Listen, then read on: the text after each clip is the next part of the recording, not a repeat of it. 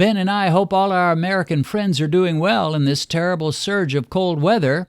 We thought we'd share a little bit about our own experience with Texas cold. Well, here we are in our front yard. Yes, we are. And this is about the coldest of this winter so far in 2022. Yes, it looks like it because it's really, snowing a whole lot and everywhere is so white and the snow is too much today, isn't it? Yeah, there's a lot of snow, but you kind of like snow, don't you? Remember how eager you were to see snow when you first came here? Yeah, that was one of the things I was so excited to see. And that December, God really poured it down and it came like crazy everywhere. It was so full of snow. And that was my first time of seeing it. And that was 2009 December. And it was so good. Well, here we are again with snow coming down. It is a Thursday around noontime, February the 3rd, 2022.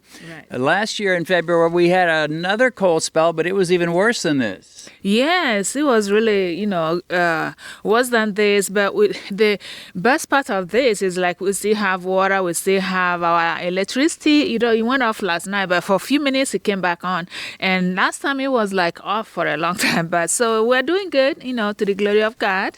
Yeah, we're doing good. We've got electricity, we've got water, everything seems to be okay. And this beautiful snow coming down.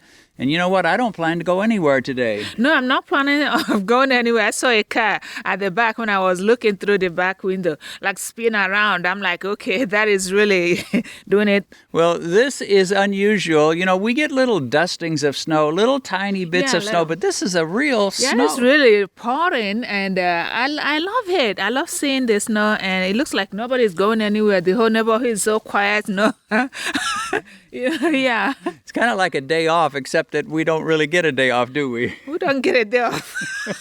We've got work to do, so we're going to finish this up. Yeah, we got work to do. All our table is full of it, and we got to go back inside. Yeah. Well, today we're going to make coconut clusters. I'm blessed to have my lovely wife, Benedicta. So glad you could join me for this Beat Diabetes video. I'm glad to be here, Dennis. Well, it is wonderful to have my sweetie helping me. And what we're going to make today are basically nut clusters, nuts covered with chocolate. And I have a confession to make. I just love those things. That's your confession, huh? They're about as close to, the top of the list as you can be. Yeah. I ate it. It was really good when you made it. Yeah, we've done this once before, so I'm not... Unless we really mess up, it shouldn't be a surprise if she's going to enjoy this. Right. I have another confession to make. I used to be a school teacher, and we would sit in the cafeteria with the kids. Yeah. And then we would take our trays up to the dishwasher ladies. Okay. And then we would hand them our tray. Well, kids, they don't always eat everything that's on their plate, right? Yes. So a lot of times they'd leave their vegetables, they'd leave, whatever things they didn't like. They don't like. And they just sometimes it looked like they just left everything and hardly touched anything.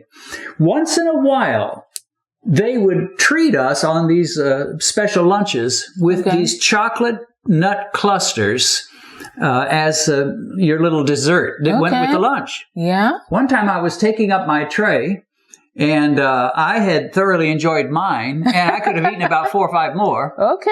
And there was a student ahead of me who was taking up his tray, and do you know what he left on his tray? What? The chocolate nut cluster. He was giving it to these people, and they were just taking it and wiping it off into the trash. Okay. I felt like grabbing that cluster, that chocolate, before they could throw it away, but I didn't do it, of course. Oh, I was one. I was close. Did you take it? Thank God you didn't take it, Dennis. Being the sophisticated person that I am.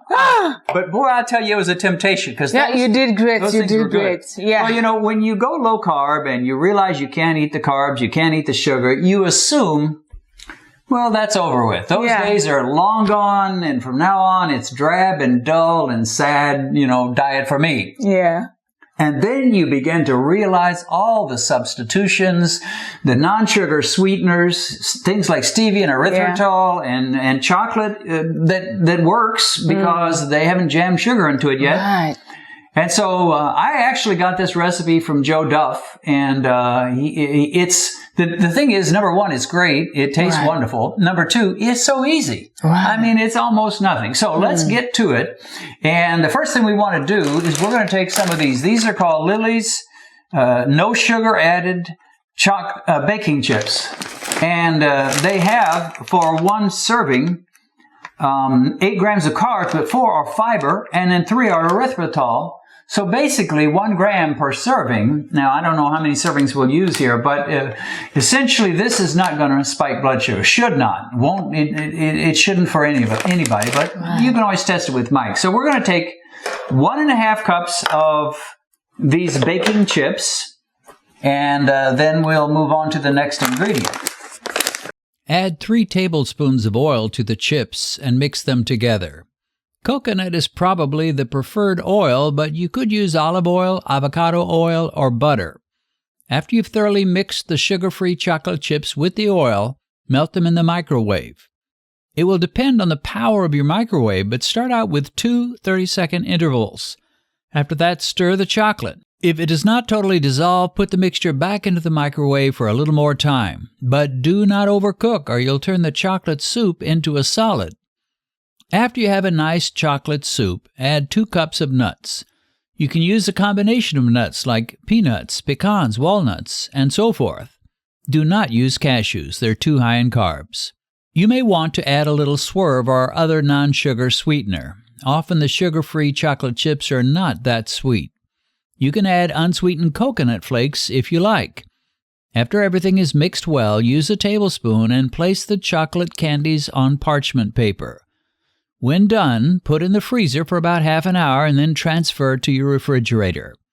After letting them chill for 40 minutes or so, they're ready to eat. If you cannot get the sugar-free chocolate chips, you can use unsweetened baking chocolate like this. Melt it in the microwave and follow the ordinary instructions. However, you may need to add a little almond flour to the mixture, as this type of chocolate can sometimes be too runny. And also, you'll need to add significantly more swerve or other non-sugar sweetener, as non-sweetened baking chocolate tends to be pretty bitter. Give your mixture a taste test for sweetness before creating your candies on the parchment paper. We have a magnificent plate of chocolate-covered nuts, don't we? Yes, we do. They turned out great. We actually ended up making 2 batches because I over-baked the first chocolate mess in the microwave. I gave it too much time and it started to cook that chocolate, which is not a good thing. Yeah, the thing is, like, it looks like you proved yourself that you don't know how to cook very well, so you should just leave the cooking for me. Yeah. Well, she salvaged that first batch and then we made a second batch, and so we've got 2 batches now. Right. But, you know, looking at this chocolate-covered nuts, that would cost a lot of money if you bought that in a candy store. Right. You know, there's a candy store in the McKinney Square, and they do sell a few sugar-free chocolates. Okay. But they're expensive. Yeah, I think so. We were there sometime. Yeah, we've been there. But this is fairly cheap to make, and I'm going to say by faith it tastes great. The last batch I made tasted great. So let's go ahead. We've made some coffee. We've just had our dinner a little bit ago, so we're tacking this on to the end of our dinner. And let's go ahead and take a bite and see what we think. Okay.